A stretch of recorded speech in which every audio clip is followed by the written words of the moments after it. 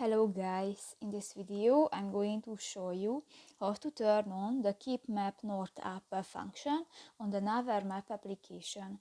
But first of all, I just want to mention, please don't forget to subscribe to our channel, because at 100,000 subscribers we are going to show you our YouTube revenue statistics and growth strategy of to make money online.